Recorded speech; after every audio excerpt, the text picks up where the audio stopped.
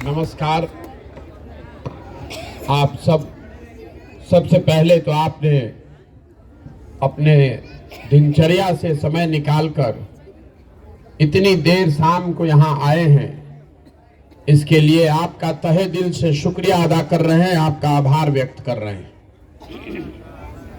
मेरा नाम है प्रशांत किशोर और हम नेता नहीं हैं, जन सुराज कोई दल नहीं है। आपसे हम वोट मांगने नहीं आए। हम बिहार के एक साधारण परिवार के लड़के हैं। हमारे दादा बैलगाड़ी चलाते थे, मजदूर थे। हमारे बाबूजी यहाँ पर डॉक्टर थे। यही सरकारी स्कूल से पढ़कर हम निकले हैं। माता पिता का आशीर्वाद है, ऊपर वाले की कृपा है, जीवन में कुछ हासिल किया है। लेकिन अब तय किए हैं, 10 बरस काम करने के बाद ये तय किया कि अब अगर भगवान ने मुझे कुछ शक्ति बुद्धि दी है तो जिस मिट्टी में जन्मे, जिस बिहार में हमारा जन्म हुआ, जहां हम लोग पले बढ़े, यहां और यहां लोगों की जिंदगी, उसको सुधारने के लिए कोई प्रयास करे। इसीलिए जीवन का सब कुछ छोड़ के ये पदयात्रा शुरू की है। पैदल क्यों चल रहे हैं? ये संकल्प लिया है कि पूरे बिहार में गांव, शहर, कस्बा, देहात, हर जगह पैदल चल के जाएंगे। हम पैदल क्यों चल रहे हैं? हमारे पैदल चलने से आपका कोई फायदा नहीं है। हमारे पैदल चलने से आपकी गरीबी दूर नहीं होगी। हमारे पैदल चलने से आपकी बेरोजगारी नहीं खत्म होगी, आपके बच्चों को पढ़ाई की सुविधा नहीं मिलेगी। हमारे पैदल चलने से आपका नाली गली नहीं बनेगा, आपको अनाज नहीं मिलेगा, आपका पेंशन नहीं मिलेगा। तो हम पैदल क्यों चल रहे हैं? पैदल इसलिए चल रहे हैं कि जिस राज्य, जिस समाज के लोगों की जिंदगी को सुधारना चाहते हैं, कम से कम एक बार जाकर अपनी आंख से देखें कि आप और आपके बच्चे किस दशा में जी रहे। हमने कहानियों में सुना है, पुराने जमाने में जो राजा होते थे वो रात में भेष बदलकर निकलते थे, ये जानने के लिए कि प्रजा को क्या तकलीफ है। लेकिन आज आप और हम जिसको वोट देकर राजा बना रहे हैं, रात का बात तो छोड़ दीजिए, वो दिन में भी आपका सूद लेने नहीं आ रहा है। अगर कोई गलती से आ भी गया, तो बड़े नेता का तो बात छोड़ दीजिए, छोटा नेता भी जो आता है तो इतना सिपाही लेकर घूमता है, इतना पुलिस लेकर घूमता है कि जनता से उसको भेंटे नहीं है। सबको जान का खतरा है, कहता है ऐसा। हम आज 200 दिन से पैदल चल रहे हैं। आप यहाँ रात के 10 बजे यहाँ आकर बैठे हैं। इतनी बड़ी व्यवस्था है, लेकिन इसमें एक भी सिपाही नहीं है। हमको तो 200 दिन में एक कुत्ता भी नहीं काट रहा है। गांव, शहर, हर जगह पैदल ही जा रहे हैं। गांव के जो जगह होते हैं वहीं पर रुकते हैं। हमको कहां कोई मार रहा है? कोई नहीं मार रहा है। नेता सिपाही लेकर ज्यादातर इसलिए चलते हैं कि कहीं आप उससे ये पूछ न दें कि भैया जो तुमने काम कहा था वो काम तुमने किया नहीं। तो ये दुर्दशा है हम लोगों की। लेकिन मैंने आपको कहा कि ये राजनीतिक दल नहीं है, ये वोट मांगने का अभियान नहीं है। इसलिए हम लोग किसी नेता के खिलाफ कुछ गाली गलौज नहीं करते। आप अपना ज्यादातर समय इसमें बिताते हैं कि किस नेता ने क्या खराब किया। अगर आपके समर्थन वाली सरकार है तो आपको लगता है कि आपकी सरकार ठीक काम कर रही है, विरोधी काम अच्छा नहीं कर रहा है। जो नेता आता है वो यही कहता है कि हम अच्छे हैं, हमने अच्छा काम किया है, हमारे विरोधी ने अच्छा काम नहीं किया, हमको वोट दीजिए, हम आपका काम कर देंगे। तो मैं बिल्कुल उलट बात कह रहा हूं। हम कह रहे हैं कि बिहार में जितने लोग नेता हैं, जिसको भी आपने वोट दिया, जिसकी सरकार बनाई, जिसने जो काम किया या करने का दावा कर रहा है, सबको सही मान लीजिए। ये बहस मत कीजिए कि उसने काम किया कि नहीं। सबके बात को सही मान लीजिए। ये मान लीजिए कि 40 वर्ष तक कांग्रेस ने बिहार में बहुत काम कर दिया। ये भी मान लीजिए कि लालू जी के 15 साल के राज में बिहार में सामाजिक तौर पर पिछड़े हुए लोगों को आवाज मिल गई, सामाजिक न्याय हो गया। ये मान लीजिए कि नीतीश जी और भाजपा के सरकार में सुशासन आ गया। लेकिन अगर सबके बात को सही मान भी लीजिएगा तो भी आज बिहार देश का सबसे गरीब, सबसे पिछड़ा, सबसे ज्यादा भूखमरी, अशिक्षा और बेरोजगारी वाला राज्य है। इससे तो कोई इनकार नहीं कर सकता। इतना बात तो आपको किसी को समझ में आएगा कि अगर 50 वर्ष से सारे दल, सारे नेता मिलकर आपकी स्थिति नहीं सुधार सके तो अगले 50 वर्ष में भी ये नहीं सुधरने वाला है। आपको समझ में ही नहीं आ रहा है कि आपके परेशानी का कारण है क्या। जब तक रोग के कारण का पता नहीं चलेगा तब तक आप रोग का इलाज नहीं कर सकते। आप पहले ये समझिए कि बिहार में इतनी गरीबी है क्यों। दूसरे राज्यों में भी भ्रष्टाचार है, दूसरे राज्य में भी सरकार आ रही है, जा रही है, वहां का नेता भी सब कोई बहुत साधु नहीं है। फिर भी दूसरे राज्यों के मुकाबले बिहार में इतना गरीबी क्यों है, इसको चिंता करने की बात है। हम आपको बता रहे हैं कि आपकी गरीबी इतनी क्यों है।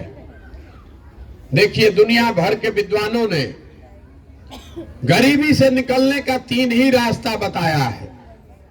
पहला रास्ता है पढ़ाई। अगर आपके बाल बच्चे बढ़िया पढ़ लिख जाएं तो पढ़ लिख कर नौकरी पाकर अपना जिंदगी सुधार सकते हैं। दूसरा रास्ता है खेती। अगर आपके पास जमीन है तो खेती करके भी आप अपना जीवन सुधार सकते हैं। और तीसरा रास्ता है पूंजी, पैसा। अगर पढ़ाई नहीं है, खेती नहीं है, आपके पास पैसा हो तो आप दुकानदारी, रोजी रोजगार, व्यापार करके अपना जिंदगी सुधार सकते हैं। बिहार को अगर आप ध्यान से देखिएगा तो आपको पता चलेगा कि यहां ज्यादातर लोगों के पास ये तीनों में एक भी चीज नहीं है। जितना यहां गरीब आदमी है उसके बच्चों के पढ़ने की सुविधा ही नहीं है। आपके बच्चों के पढ़ने की यहां कोई व्यवस्था नहीं है। आप में से कुछ लोग ऐसे हैं जिनके बच्चे प्राइवेट स्कूल में पढ़ रहे हैं, तो आपको लग रहा है कि हमको तो कोई दिक्कत नहीं है। तो आप भी ध्यान रखिए कि आपका बच्चा स्कूल तो प्राइवेट में जा सकता है लेकिन कॉलेज उसको सरकारी में ही जाना है। तो कॉलेज में भी यहाँ पढ़ाई नहीं हो रहा है, कॉलेज में भी खाली डिग्री बंट रहा है, स्कूल में खिचड़ी बंट रहा है और कॉलेज से डिग्री बंट रहा है, पढ़ाई दोनों में कहीं नहीं हो रहा है। तो जब आपका बच्चा पढ़ेगा ही नहीं तो मजदूर नहीं बनेगा तो डॉक्टर, इंजीनियर, कलेक्टर बनेगा। तो बिहार में ज्यादातर लोगों के बच्चों के पढ़ने की सुविधा ही नहीं है। तो दूसरा रास्ता मैंने आपको बताया, खेती। मान लीजिए पढ़ाई नहीं था तो खेती से ही कुछ जिंदगी सुधर जाती, वो क्यों नहीं हो रहा है। तो ये बात आप जानिए कि बिहार में जो 100 लोग रहते हैं, 100 में 60 आदमी के पास एक धूर जमीनें नहीं है। यहाँ 75 साल में भूमि सुधार को लेकर कोई प्रयास नहीं किया गया। नतीजा ये है कि 100 में 60 आदमी बिहार में ऐसा है जिसके पास एक धूर जमीन नहीं है। देश में सबसे ज्यादा भूमिहीन लोग बिहार में हैं। और जो 40 आदमी के पास जमीन है, जो खेती कर रहा है, उसमें 35 आदमी ऐसा है जिसके पास 2 बीघा से कम जमीन है।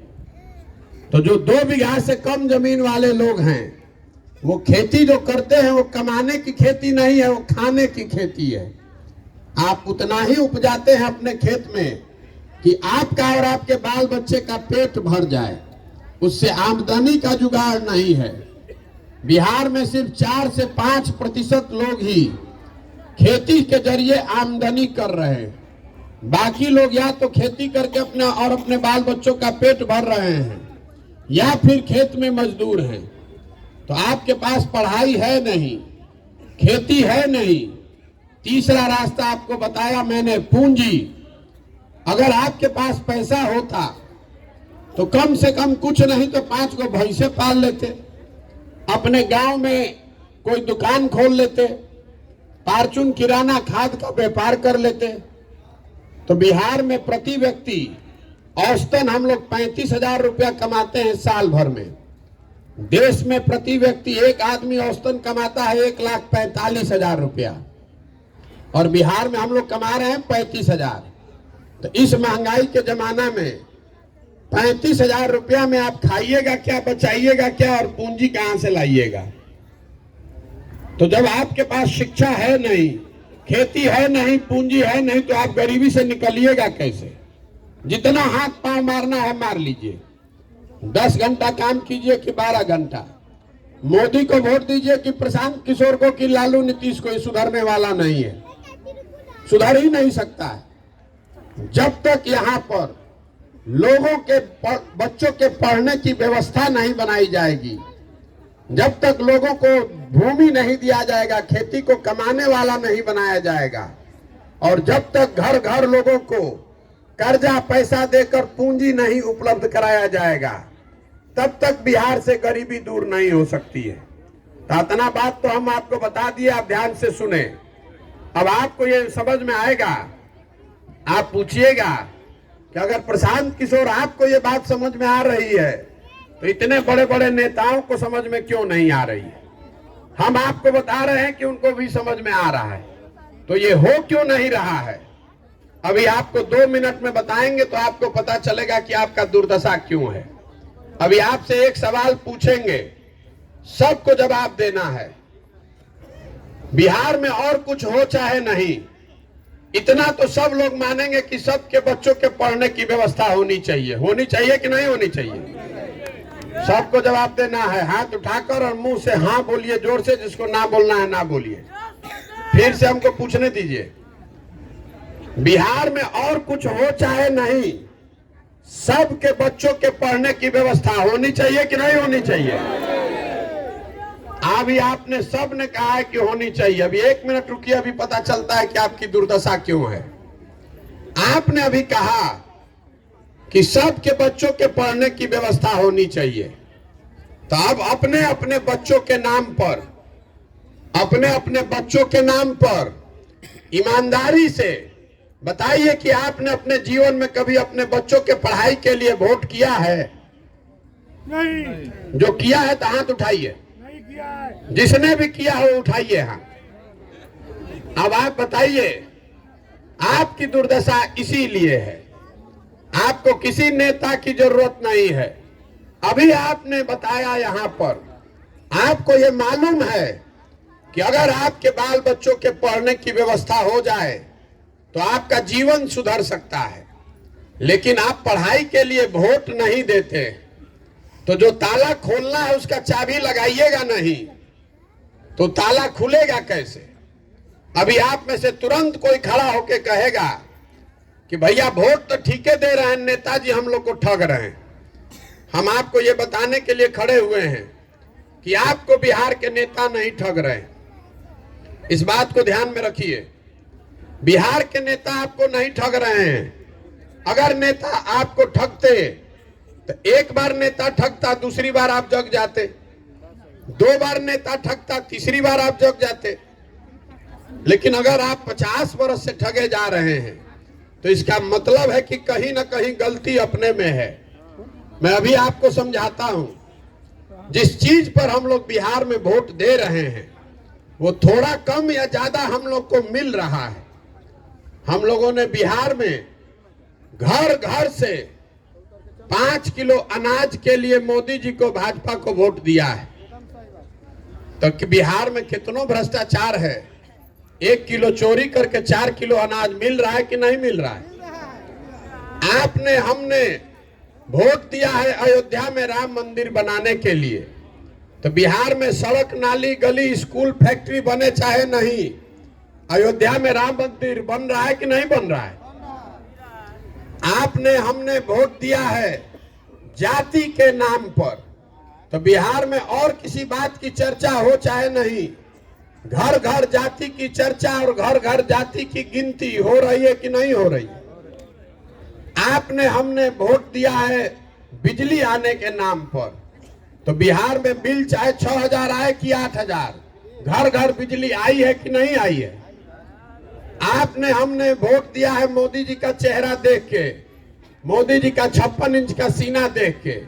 तो सुबह शाम टीवी पर मोदी जी का फूला हुआ सीना और चमकता हुआ चेहरा देखने को मिल रहा है कि नहीं मिल रहा है?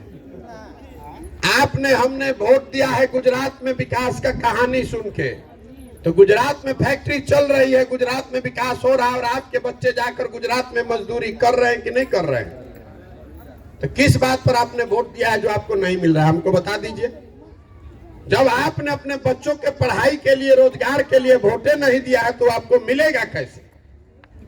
यही बताने के लिए पैदल चल रहे हैं, यही समझाना चाहते हैं कि अगर आप अपने और अपने बच्चों की चिंता नहीं कीजिएगा तो इस धरती पर कोई आदमी, कोई नेता, कोई दल, कोई विचारधारा आपके बच्चों की चिंता नहीं करेगा। क्यों करेगा भाई? जब आपको अपने बच्चों की चिंता ही नहीं है तो नेता आपके बच्चों की चिंता क्यों करेगा? हम पैदल चल रहे हैं, 150 लड़का आगे दौड़ता है, तो ज्यादातर बच्चों के शरीर पर शुद्ध कपड़ा नहीं है। आपके छोटे छोटे बच्चों के पैर में हवाई चप्पल नहीं है। आपका बच्चा स्कूल जाता है तो पिलुआ वाला खिचड़ी खाकर घरे आ रहा है। आपका बच्चा पढ़ लिख कर घर में बेरोजगार है, चाहे गुजरात तमिलनाडु में जाकर मजदूरी कर रहा है, लेकिन आपको उसका चिंता नहीं है। आपको चिंता है राम मंदिर का, आपको चिंता है भारत पाकिस्तान पुलवामा का, आपको चिंता है जात का। तो ये सुधरेगा कैसे रे भाई? ये नहीं सुधर सकता है। हमको आप कह रहे हैं कि प्रशांत किशोर चले हैं, बहुत होशियार आदमी है, सुधार देंगे। हम आपको बता रहे हैं, जो आदमी आता है वो यही कहता है कि हमको वोट दीजिए, हम सुधार देंगे। मैं आपको कह रहा हूं कि एक प्रशांत किशोर को छोड़िए, अगर 10 प्रशांत किशोर आ जाए तब भी बिहार नहीं सुधर सकता है। जब तक आप नहीं सुधरिएगा, जब तक आप अपने बच्चों के लिए नहीं खड़ा होइएगा, तब तक कोई नहीं बिहार को सुधार सकता। लिख कर रखिए इस बात को। यही बताने के लिए चल रहे हैं। अपना जीवन का सब कुछ छोड़ के 200 दिन से जाड़ा, गर्मी, बरसात पैदल इसलिए चल रहे हैं कि जाकर गांव गांव आपको हाथ जोड़ रहे हैं। आपसे वोट नहीं मांग रहे हैं, आपसे चंदा नहीं मांग रहे हैं, आपको हाथ जोड़कर इतना ही कह रहे हैं कि भैया अपने लिए नहीं तो कम से कम अपने बच्चों के लिए जगिए, अपने वोट की कीमत को समझिए। आपके वोट का कीमत 5 किलो अनाज नहीं है, आपके वोट का कीमत जाति नहीं है, आपके वोट का कीमत राम मंदिर नहीं है, आपके वोट का कीमत नाली गली नहीं है, आपके वोट का कीमत है आपके बच्चों का भविष्य। अगर वोट नहीं ठीक दीजिएगा तो जीवन में लिख कर रखिए, जिस गरीबी बदहाली में आप और हम जी रहे हैं, इसी गरीबी बदहाली में आने वाले पीढ़ी और बच्चों की भी जिंदगी बीतेगी। कोई नहीं बिहार को सुधार पाएगा। नहीं तो जगिए, यही बताने के लिए घूम रहे हैं। बहुत आदमी को लग रहा है कि भैया एगो तो नेता होना चाहिए। तो 2014 में मोदी जी आए थे, सबको लगा कि मोदी जी आएंगे तो सुधर जाएगा। 2014 में मोदी जी का हम ही प्रचार कर रहे थे। यूपी बिहार जैसे राज्य में लोग मोदी जी का नाम नहीं जानता था, आधा से ज्यादा आदमी। आज हमसे झगड़ा कर रहा है कि मोदी जी ही सुधारेंगे। अब कौन बहस करने जाए?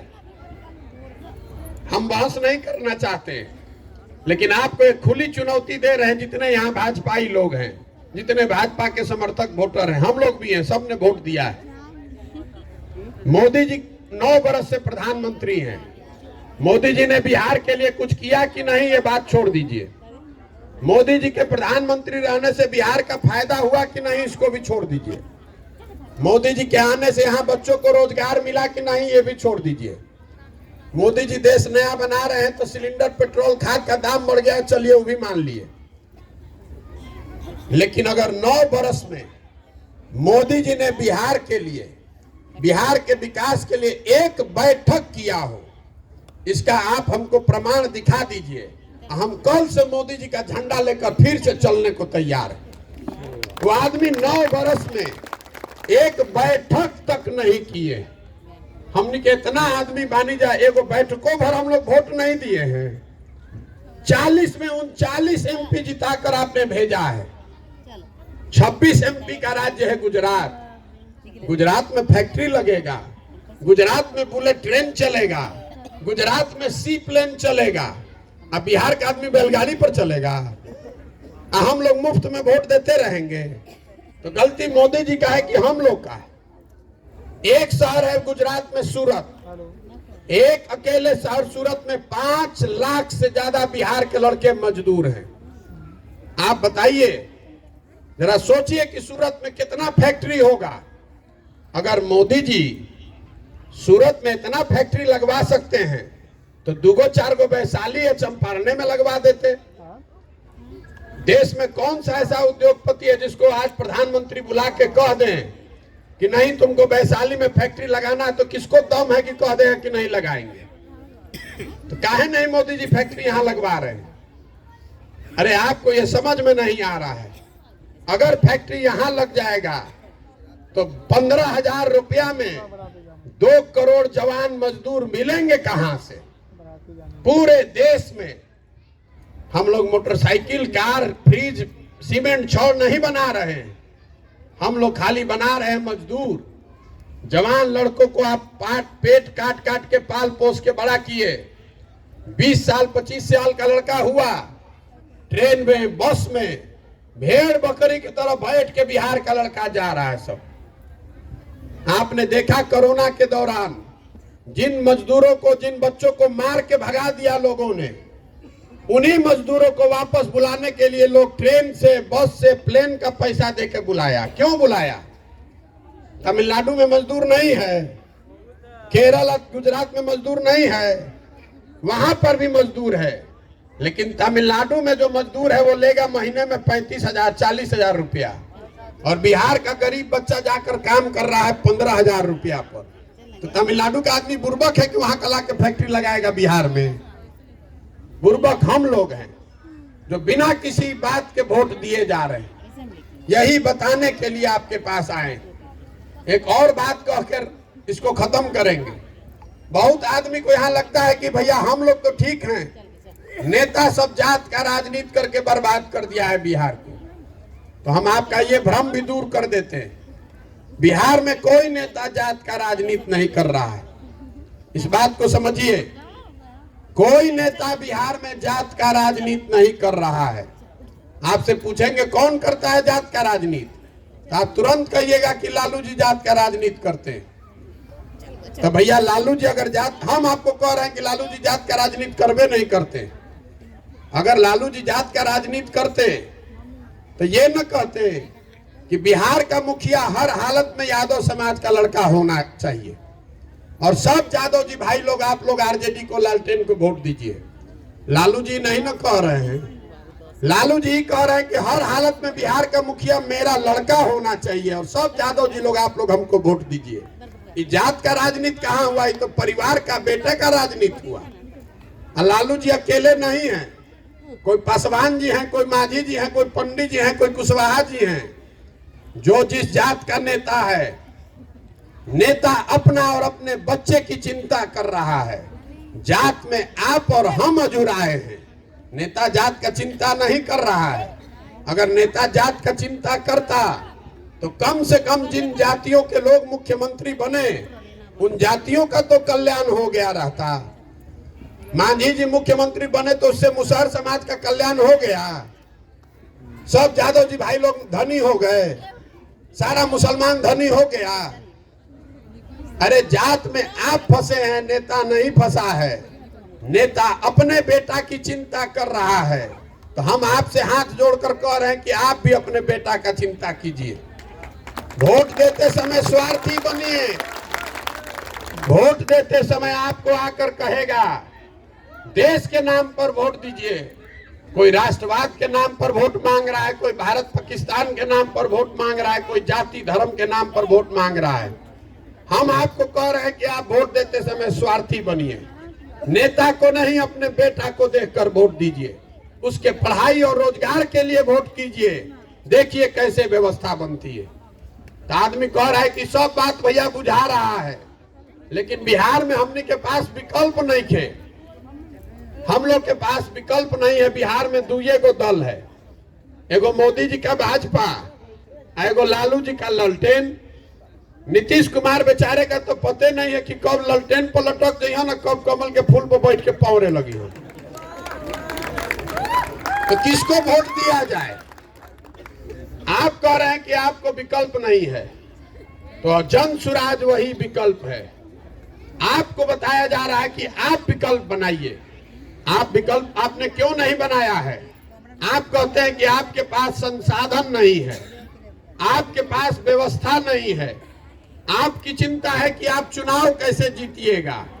तो जन सुराज में हम आपको बता रहे हैं कि आप व्यवस्था का चिंता मत कीजिए, संसाधन का चिंता मत कीजिए, चुनाव जीतने का चिंता मत कीजिए। ये सारी चिंता अपने भाई अपने बेटे प्रशांत किशोर पर छोड़िए, लेकिन अपने बच्चों के भविष्य के लिए खड़ा होइए। कम से कम अपने बच्चों के लिए खड़ा तो होइए। हम आपको देते हैं व्यवस्था, हम लगाएंगे संसाधन, हम आपका चुनाव लड़ाएंगे। आप खड़ा होइएगा तब न विकल्प बनेगा। हर आदमी यही सोच रहा है कि कोई आके सुधार दी। अरे भैया, बिहार को सुधारना है तो आपको, हमको, सबको खड़ा होना पड़ेगा। बिहार को सुधारने के लिए केरल से आदमी नहीं आएगा। आप खड़े होइए, अपने बच्चों के लिए खड़े होइए। संकल्प लीजिए कि अपने बच्चों के पढ़ाई और रोजगार के लिए वोट देंगे, अपने आप बिहार सुधरेगा। ये जो पूरा जो ये अभियान है, इसमें गांव, शहर, कस्बा, देहात से हम जैसे दही को मथ के आप मक्खन निकालते हैं, वही हम समाज से ऐसे लोगों को ढूंढ कर निकालने चले हैं। जिस आदमी में ये जज्बा है कि नहीं भैया आप मदद कीजिए, हम लोग इसको बनाएंगे। ये कार्यकर्ता बनाने का अभियान नहीं है, ये अपने पीछे चलने वालों को ढूंढने का अभियान नहीं है। हम ऐसे लोगों को ढूंढ रहे हैं जो हमारे साथ, हमारे बराबरी में चले और मिलकर ये व्यवस्था बनाए, और ताकि बिहार के लोग मिलकर एक नया विकल्प तैयार करें, जनता का विकल्प। इसका नाम क्या है? जन सुराज। सुराज मतलब सुंदर राज। किसका सुंदर राज? आपने तो कांग्रेस का राज बना के देखा, लालू नीतीश का राज देखा, मोदी का राज भी देखिए रहे हैं। आपका कल्याण नहीं हुआ। अगर आप प्रशांत किशोर का राज बनाइएगा तो भी कोई फायदा नहीं होगा, हम भी आपको ठगेंगे। इसलिए एक बार जनता का राज बनाइए, अपना राज बनाइए। इसलिए ये अभियान चला रहे हैं। जगिए, अपने बच्चों के लिए जग कर ये व्यवस्था बनाइए। तो बोलिए, आपकी प्रयास होना चाहिए कि नहीं होना चाहिए? प्रयास होना चाहिए कि नहीं होना चाहिए? आपके मुंह से आवाजों नहीं निकलेगा, सुधर जाएगा। ये प्रयास होना चाहिए कि नहीं होना चाहिए? तो हम अभी एक नारा लगवाएंगे आपसे। हम एक नारा लगवाएंगे। मैं बोलूंगा जय बिहार, आपको बोलना है जय जय बिहार। जय बिहार। वैशाली का आदमी में दमे नहीं। जय बिहार, जय बिहार, जय बिहार। तो हम ये नारा आपसे क्यों लगवा रहे हैं, आप पहले समझिए। हम बिना मतलब का नारा भी नहीं लगवाते। नारा इसलिए लगवा रहे हैं कि जिस मिट्टी में हम और आप जहां जन्मे, जहां हम लोग के पूर्वज माँ बाप पैदा हुए, आज बिहार के लड़के जब बाहर जा रहे हैं पढ़ने, मजदूरी करने, जिसको मन होता है वही कहता है बिहारी मतलब बुर्बक, बिहारी मतलब अनपढ़। ये शब्द बिहारी गाली बन गया है। पूरे भारत में हर दिन बिहार के लोगों को बिहारी कह के जलील किया जाता है। हम लोग जितने लोग बिहार में रह रहे हैं, सब हम लोग बुर्बक आदमी हैं। अरे बिहार के लोग बुर्बक नहीं हैं, बिहार के नेताओं ने हम लोग को बुर्बक बना के रखा है। ये मिट्टी ज्ञान की भूमि रही है, देवताओं को भी आकर यहाँ ज्ञान मिला है। आपके हमारे पूर्वजों ने इसी बिहार में वो व्यवस्था बनाई थी कि पूरे दुनिया से पढ़ने के लिए लोग बिहार आते थे। पूरे भारत का शासन यहाँ पाटलिपुत्र से चलता था। और आज हम लोग का दुर्दशा देखिए, जो बिहार हम लोगों ने बनाया है कि हम लोग के बच्चों के लिए पढ़ने की व्यवस्था नहीं है और 10,000 के रोजी रोजगार के लिए लोगों को पूरा भारत में दर दर का ठोकर खाना पड़ रहा है। तो ये स्थिति बदलनी चाहिए और ये बदलेगी तब जब आप जगिएगा, आप संकल्प लीजिएगा कि हम भारत, पाकिस्तान, गुजरात, कर्नाटक पर वोट नहीं देंगे, जाति धर्म पर वोट नहीं देंगे, अपने बीच से बिहार का भला करने वाले लोगों के लिए वोट देंगे, अपने बच्चों के शिक्षा और रोजगार के लिए वोट देंगे। इसी के लिए ये पूरा व्यवस्था बनाए।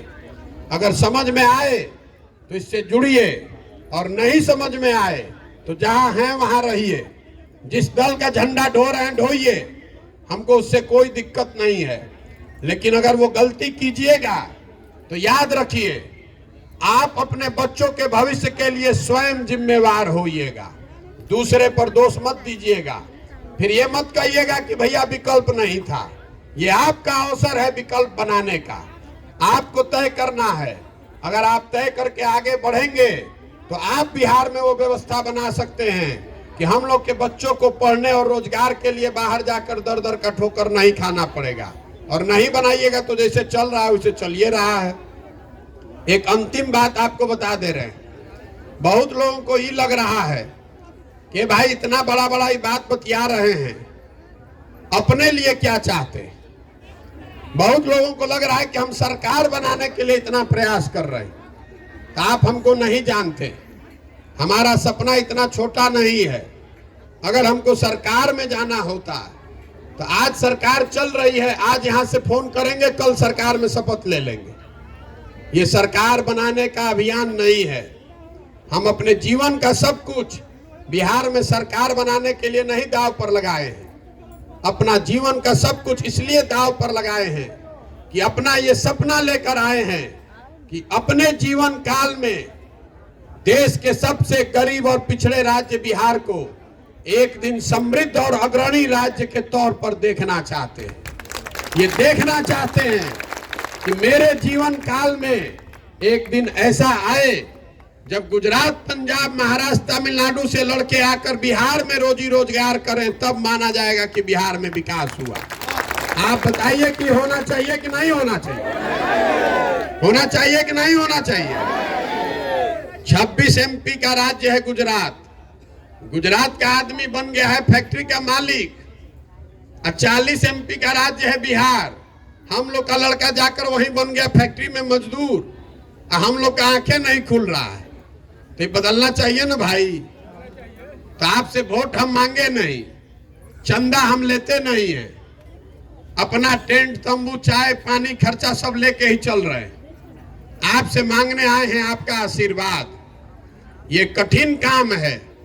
आप 5 दिन जाते हैं बाबा धाम तो आपका हाथ पांव फूल जाता है। हम 200 दिन से पैदल चल रहे हैं। अभी बिहार को पूरा घूमने में 1.5 बरस और लगेगा। ये कैसे हो रहा है? ये हो रहा है ऊपर वाले के कृपा से और आपके आशीर्वाद से। अगर आपको लगता है कि जो काम हम कर रहे हैं ये काम ठीक है, ये बिहार के और बिहार के बच्चों के भविष्य के लिए है, तो एक बार हाथ उठाकर आशीर्वाद दीजिए। आपका वोट नहीं चाहिए, आपका आशीर्वाद चाहिए। आपका आशीर्वाद है ना? प्रयास हो ना भाई, प्रयास होना चाहिए ना। बहुत बहुत धन्यवाद, आप आए। अब 10:30 बज गया है, अब जाइए अपने घर। आप भी आराम कीजिए। हम कल यहाँ 4 बजे शाम तक कल हैं। पूरे दिन हम लोगों से मिलेंगे।